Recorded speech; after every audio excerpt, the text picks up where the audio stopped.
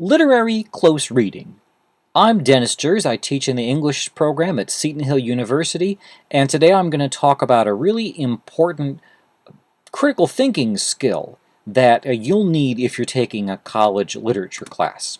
Okay, literary close reading. We'll cover what it is, we'll cover why we do it, we'll do it so you can take a look at it, and then I'll compare close reading to other ways of approaching and responding to texts. Well, what is literary close reading? Let's give it a definition. Let's say it's the focused unpacking of meanings, more than one meaning, meanings under the surface of a text, and grounded in the words on the page.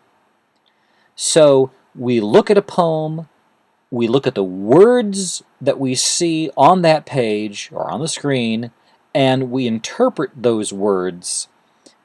Now, does this mean you can, grab anything out of a poem? Well, there are many good answers when you're doing a literary close reading. There are also less good answers, and the answers that are weaker are the ones that are not as well supported by the text. And there are wrong answers that the text cannot support or that the text flat out contradicts, or some other factual source contradicts a possible reading. So why do we do close reading? Well, we do it because in a literature class, it's not the content of the poem or the story that's most important. Of course, we need to know what the poem says. We need to know what happens in the poem or in the novel, but that's not enough. We are studying how the author used words to do something to the reader. The assumption when you come into a literature class is that you've already read the poem, you've already read the novel, that you know the basics. That's something that you learned how to do in high school or in middle school. At the college level, we're trying to find out something a little bit deeper than that. We go beyond it. Poets love to be ambiguous. They want you to think, and they want you to feel, and they want to make you work at it. Reading a good poem is like solving a puzzle, and you own the emotions that you generate from your reading if you have to work for it. That's very different from reading a summary of the poem that lists the emotions you're supposed to feel. Okay, knowledge of any subject helps to appreciate things. So if you know something about football, you can appreciate a game-winning Hail Mary pass. If you know something about how computers simulate fluid dynamics, then you can really appreciate the computer-generated water scenes in a movie like The Incredibles. And if you know something about science fiction, you know something about the culture in the 1960s, you understand why it was a big deal when Captain Kirk kissed Lieutenant Uhura on Star Trek. When a literary author is doing something that's rare or complex or daring, our knowledge of literature helps us to appreciate it. We stand up, we take notice, but we have to find that stuff in the poem, in the text that we're looking at. And that's among the reasons why we close read. Words are the raw materials that authors use, and they shape those words with tools. And you'll find a lot of these tools familiar from high school. Irony, sentiment, alliteration, wordplay, onomatopoeia, that's like bang or crash or splash. Simile, metaphor, allusion, parody. You can look up these words and refresh your memory on some of them, or maybe they're new to you. But these are all tools that literary authors use in order to do something. So we study not just what the authors say. We don't memorize and spit back facts about the novel. We take a look at the tools that authors are using in unusual and creative ways. Okay, let's read a text closely. And before a couple days ago, or actually earlier yesterday, I'd never read this poem before. I don't know a whole lot about this particular poem. I happen to know who Phyllis Wheatley is. She was a slave in pre-revolutionary America in the Boston area.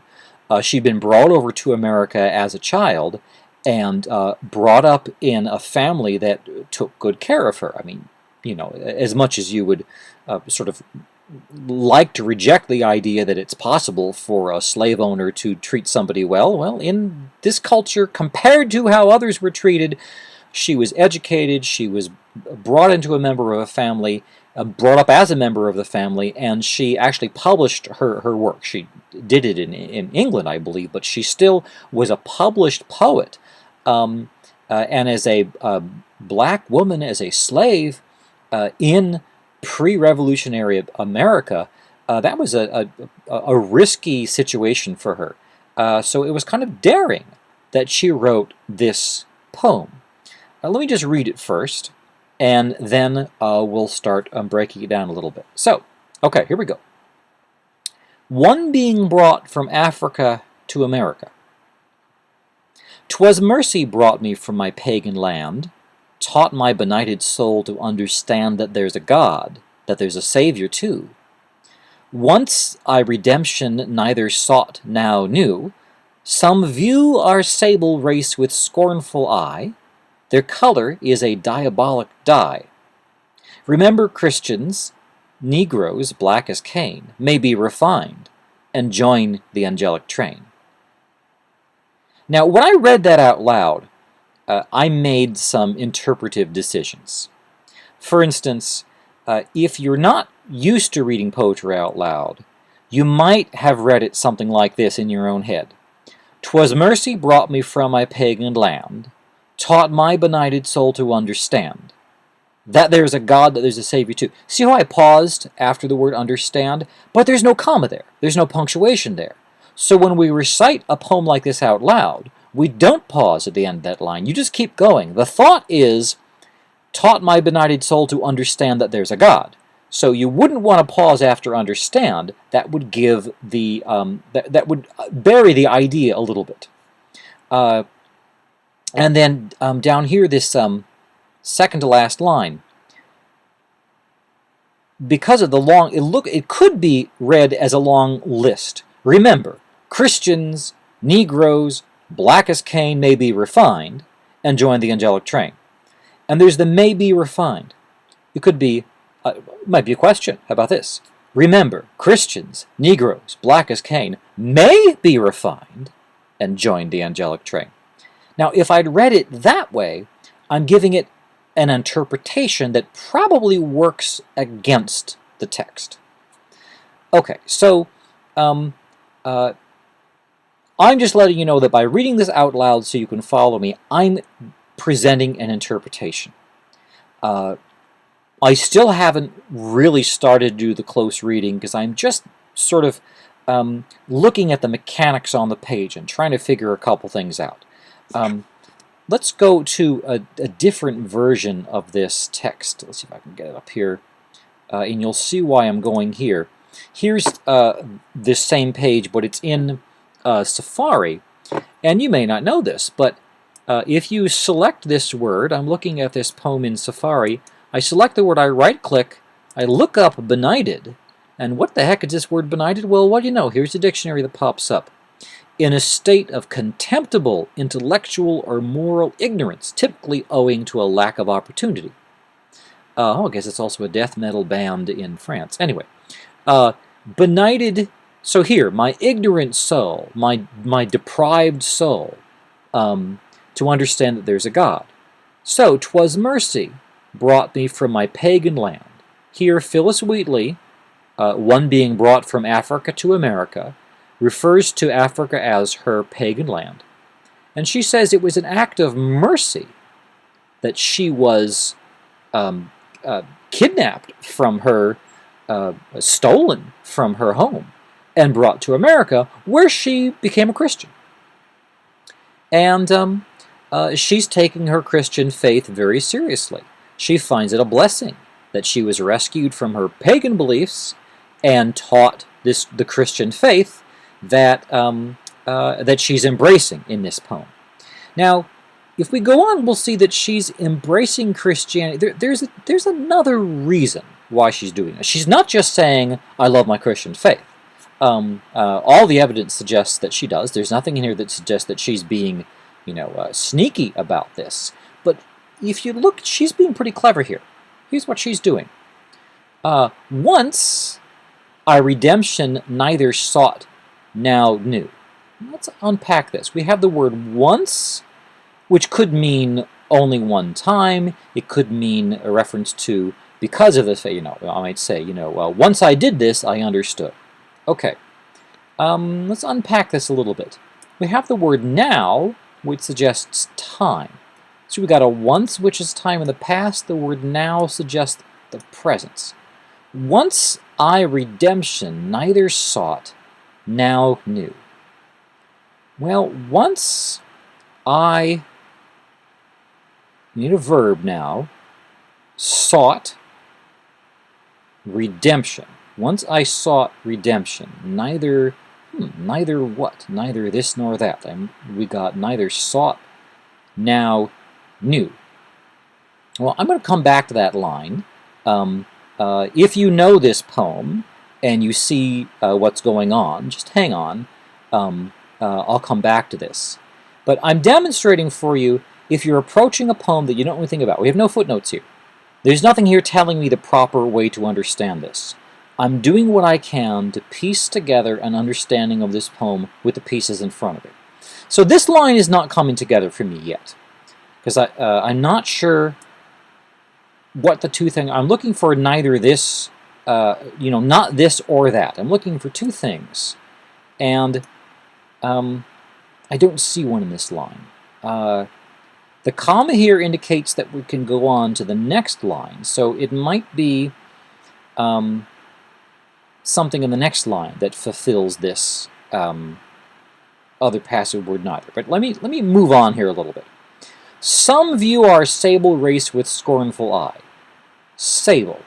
Well, let's look up the word sable and see what that means. Okay, so sable is dark brown fur. Okay, so sable here can also mean jet black and pitch. So it's a reference to dark skin, but it's not, inky black or devilishly black. It's invoking a rich, valuable, rare item that has a dark color.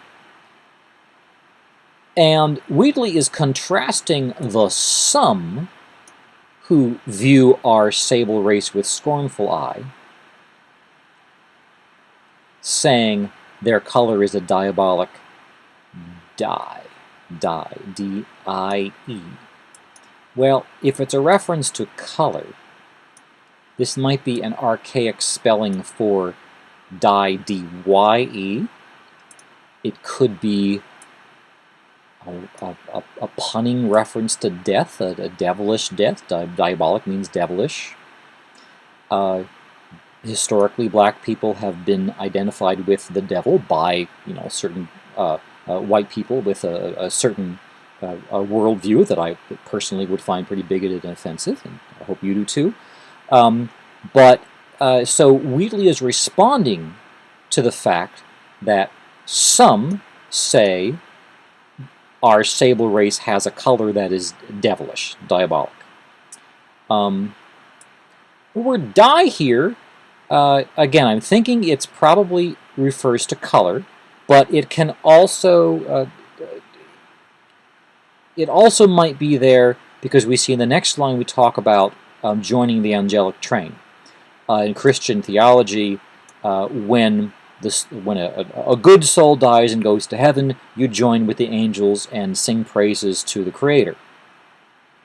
Black as Cain. Well, who's Cain? If you remember your Sunday school lessons, Cain in the Bible is the eldest son of Adam and Eve and the murderer of his brother Abel. Ooh. So Cain, black as Cain, suggests not just skin color, but sin. So Wheatley is saying even somebody as sinful as Cain may be refinipostry D. Now, in the old days, if you would type out the E here like this, benighted, I'm giving an extra syllable to the word benighted. Here, this poet is telling me this is not refined, it's refined. And in order to match the rhythm of this line, so it doesn't have too many syllables, the poet is telling us don't give an extra syllable to refined, and instead of saying join the angelic train, we're just going to join the angelic train. So we're sort of compressing a couple words in order to fit the pattern there. So that's what these little apostrophes are doing here. Black as cane. Well, and refined. This makes me think of, it's a pun, but sugarcane and refined sugar. In pioneer days, as I remember from reading Little House on the Prairie, the brown sugar that you got from maple syrup, I think, was plentiful and cheap. You could just go out in the woods and get brown sugar. No, that wouldn't have been that Little House on the Prairie. That was the Little House in the Big Woods. Okay, sorry, technical detail there. But anyway, you could get maple sugar, brown sugar, fairly easily. But refined sugar, the white sugar that you and I would put in our coffee and tea, was very expensive. And you would have to buy that from the store, so it was rich and rare. And slaves work on sugar plantations, sugarcane plantations. So this seems to be a pun on sugarcane and refined sugar, saying that Negroes can be, their souls can be refined, just like Christians. I assume they mean white Christians, the some who are criticizing the sable race of the speaker. Okay, so without knowing much more about Phyllis Wheatley, let's see what we'll just look her up and see. Let's just look her up this way. Look up Phyllis Wheatley on my Mac. There we go. American poet, born in Africa, sold as a slave at age 8 to the Wheatley family of Boston. Educated, company member of the family, the Lenore verse volume. Okay, so honestly, I don't know that much more about Phyllis Wheatley than when I looked up right there. I should know more about her, but I always try to read new poets and new poems every time I teach, and this was the new poet and the new poem that I picked for this class. Now, I want to go back to this fact that I found this line confusing. Once I redemption neither sought, now knew. And a comma that suggests this line goes on to the next one.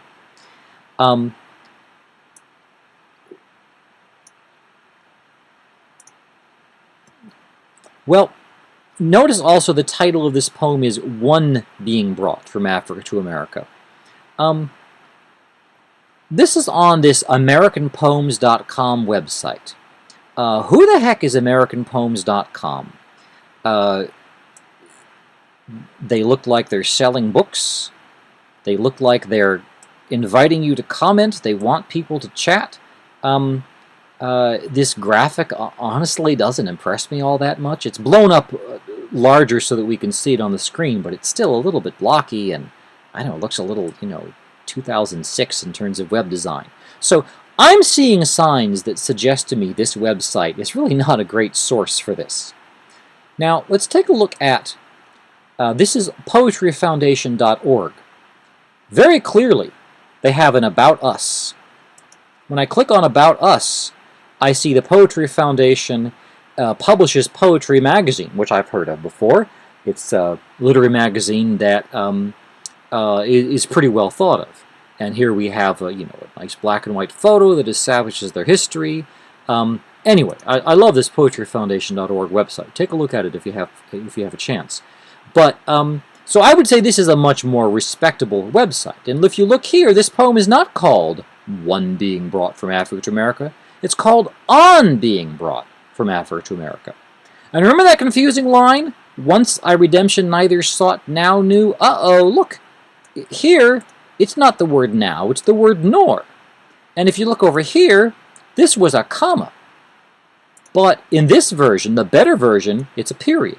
So let's, given that this is a slightly different reading, and you might think, oh, it's one letter, it's one punctuation mark. Well, when you do a close reading, the fact that this was a version of the poem that had errors really threw me and kept me from understanding this line. So let's take a look at this line. Once I redemption neither sought nor knew. Well, that makes sense now. Once I neither sought nor knew redemption. I didn't care about the Christian salvation. Suddenly that makes more sense. This is a period. Once I neither sought nor knew redemption, but because mercy brought me from my pagan land and taught my benighted soul, now I understand redemption. And here's where Phyllis Wheatley kind of digs in the knife a little bit to her, to anybody who might be one of these some who view the sable race this way. She's basically saying, remember, Christians, Negroes, black as Cain, may be refined and join the angelic train. She's thanking God, God's mercy, traditionally mercy is a trait associated with God, for bringing her from her pagan land. She's not blaming the white slave owners. She's not blaming any African blacks who might be participating in the slave trade as well. She's seeing this as an act of mercy. This being brought from her pagan land to America opened the door to the salvation for her soul. That makes this poem a little bit complex. We would expect, perhaps, this to be an angry poem, saying, how dare you bring me from Africa? A poem that questions, why should I take the faith that you Christians teach me when you don't follow the faith in which you reject me, even though the Bible says we are all God's children, and the Bible doesn't segregate according to race. In my interpretation, I'm sure somebody could find an interpretation that they say involves segregation according to race, but I don't find those interpretations convincing. Anyway, so we have now just done a close reading. The close reading that I constructed here may not be the exact meaning that you would construct.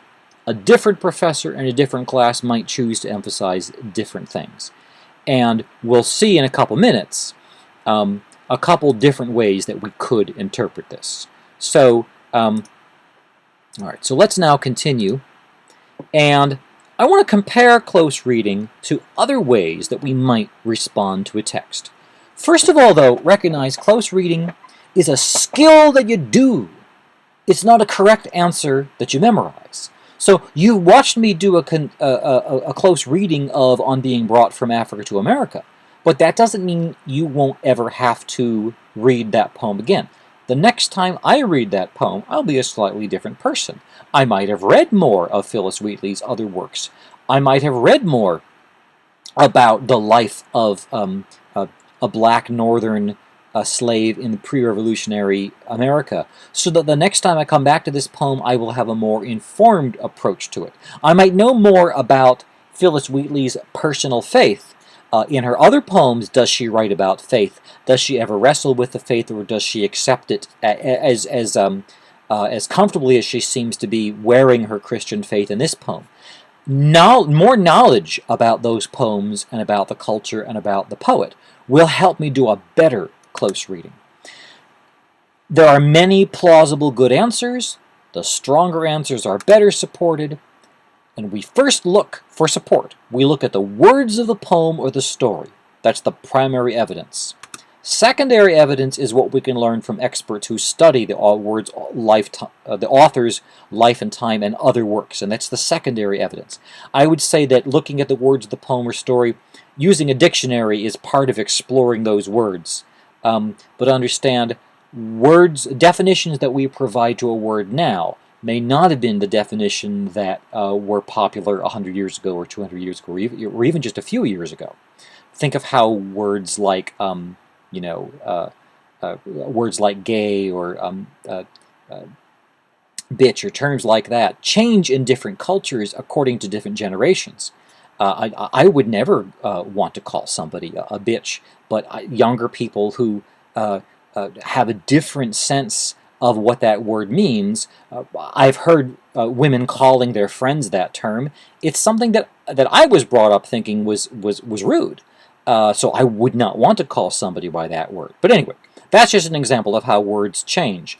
And so a really thorough close reading will not only look up unfamiliar words, but double check and see how that word was used in the past. And there are dictionaries that will allow you to do that. That's not really something I want to talk about today, but I want to give you a sense of how a close reading, once you've done a close reading, you don't just stop. It's a door that opens up to a whole nother realm of possibilities.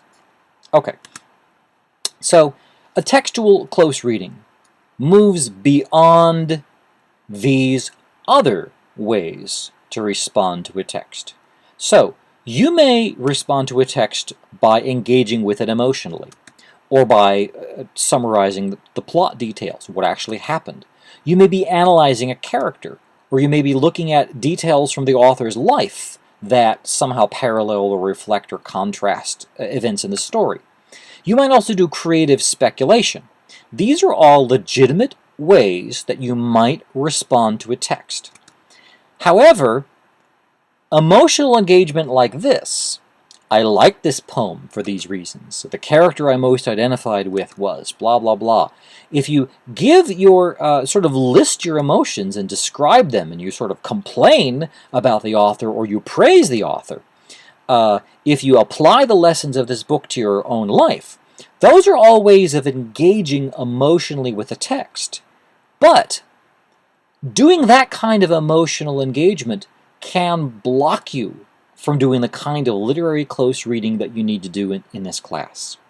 So how do you close read for emotion? Well, let's go back here. Instead of saying, I like this poem, I, see all the references to I here? Instead of focusing on your emotions, let's focus on how the words in the poem generate emotions. So if you want to do an emotional reading of a poem, here's an example. The dismissive tone of "Some view our sable race," the scolding tone of "Remember, Christians," and the hopeful vision of a multiracial angelic train represent non-trivial risk for a black woman in pre-revolutionary America. So here, we're talking about emotions, but the primary focus is the words that generate the emotion, rather than starting with the emotion that I felt. We're reading the text, we're studying the text, so this is a close reading that emphasizes emotion, rather than simply responding emotionally to a work. Okay?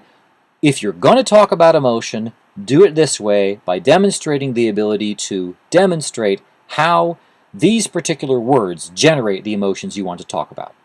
Okay, another way to respond to a text is to summarize the content. You might restate the main theme in your own words. You might, look up all the biblical allusions or look up examples of irony. You might go through a whole text and look up all the flower motifs, or look at every time there was a sudden reversal, or look at images of growth and decay. Those are all legitimate ways to respond to a text. Starting at the beginning of a text and working your way through the end? When I see that, I often note that a student who's doing that is summarizing instead of using details from the text to present and defend an original argument. I've already read these works.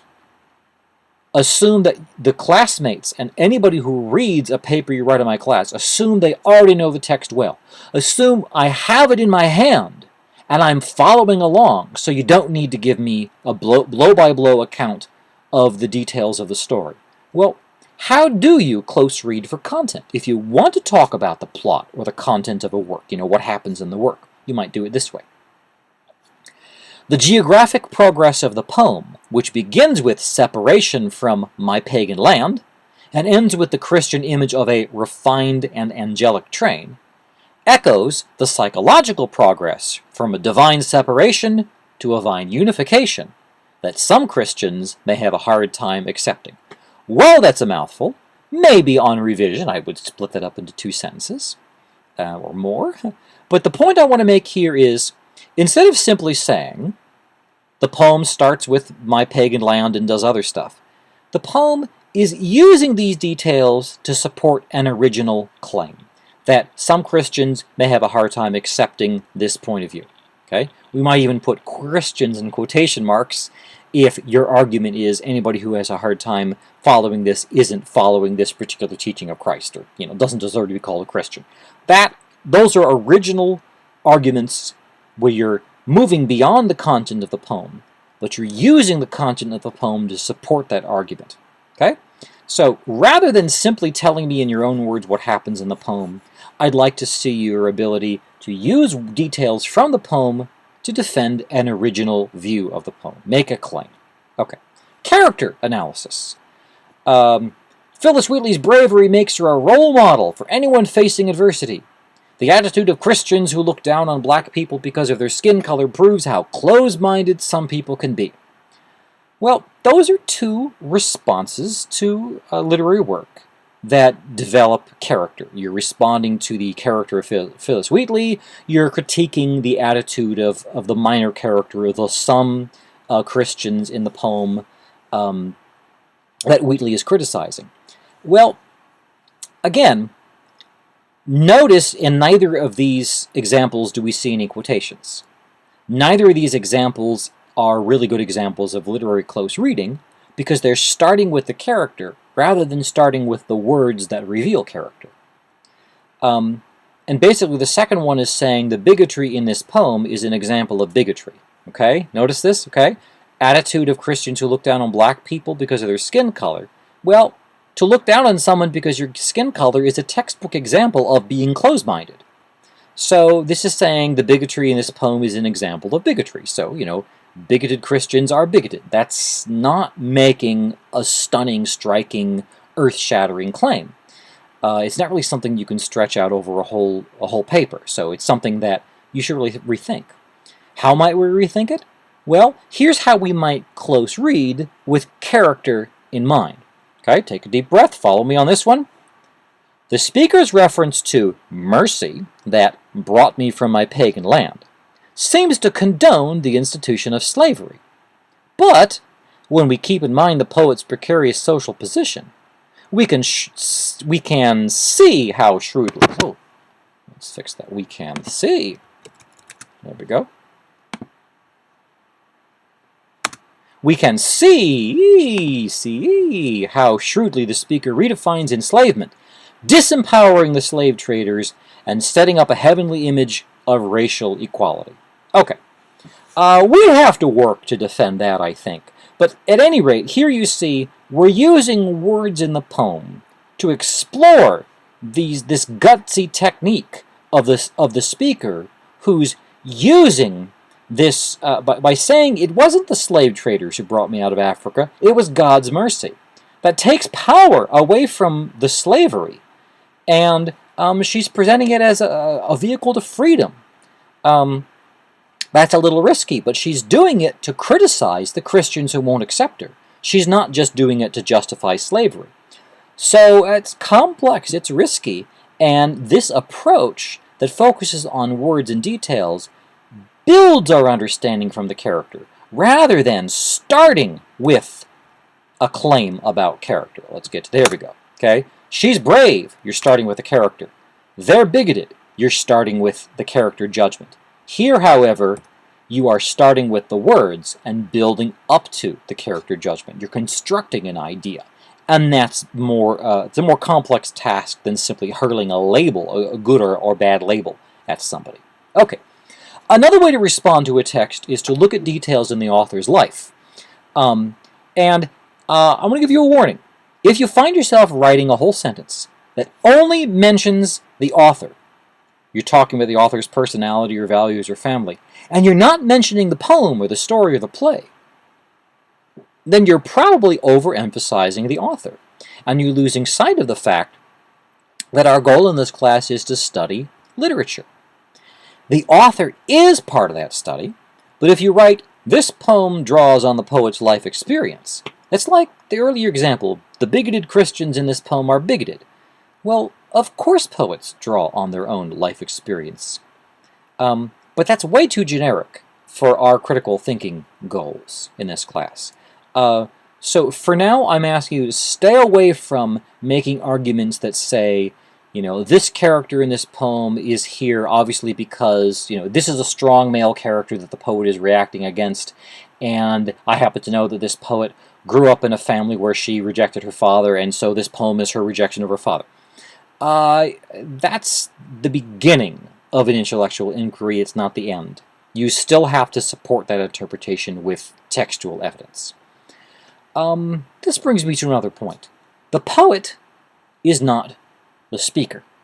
Now, if you write poetry on your own, chances are you're writing poetry as a way to express yourself, to convey your emotions, to get your thoughts down on paper, and to communicate to the people around you about things that happen to you. Well, professional poets will often represent they'll approach their poetry a little bit differently.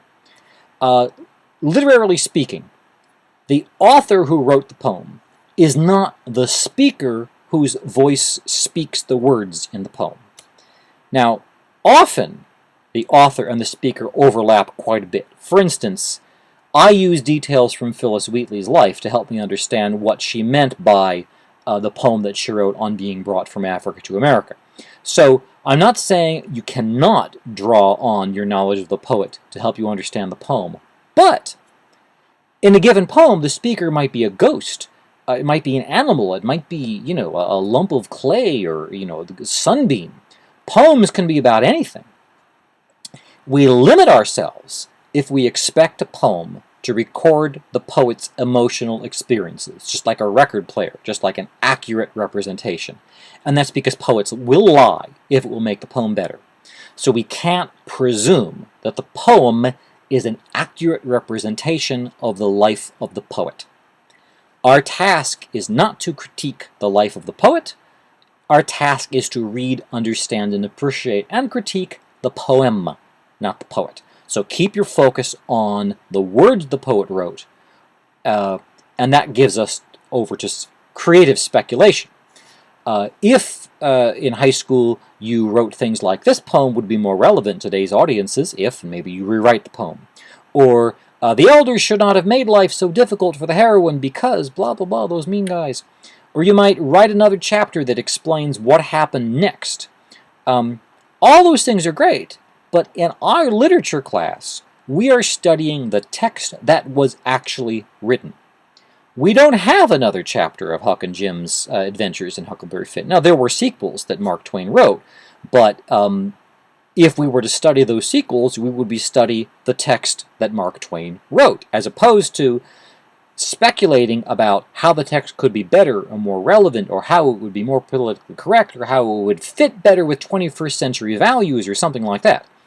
We're not interested in that in a class that asks us to analyze the works themselves. Okay, all of these represent valuable intellectual skills. You have to be in touch with your emotions and articulate and good with words to express emotions. You have to have a factual mind that thinks logically in order to recognize the plot and analyze it and break it down for you. You have to recognize psychology, and you have to understand history, and you have to be creative. All these things are valuable intellectual skills, but they often get in the way of critical close reading. So I'm asking you to start to recognize when you're falling into giving a purely emotional reaction, or when you're just summarizing a plot, or when you're just talking about which character you like, or you're imagining how a character from the past would respond to a modern-day situation. All those things are creative, and we can talk about them in the forums, and you can certainly mention them in informal writing. But when it comes to an assignment that asks you to do a close reading, these things are things you need to watch out for. And there is an activity that I'm going to ask you to look at that will reinforce some of these lessons and give you a chance to practice. Okay, so let's wrap it up. What it all means? Close reading is an important skill for a college literature class. You might not get it right the first time. That's why I'm starting on the first day with a lecture on close reading. It is so important to get close reading. We got to start doing it now. You'll have plenty of time to practice. I will help you. Don't worry about it. But recognize that literary close reading is something that you do not something that you know. You don't shut off your brain once you've found somebody else's close reading.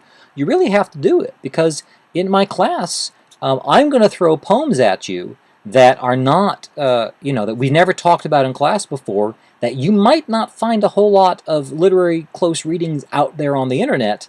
You'll have to figure out how to do this yourself. So we do that by looking at the words on the page. We do that by studying how the author uses literary tools to manipulate those words, and we follow where the words lead.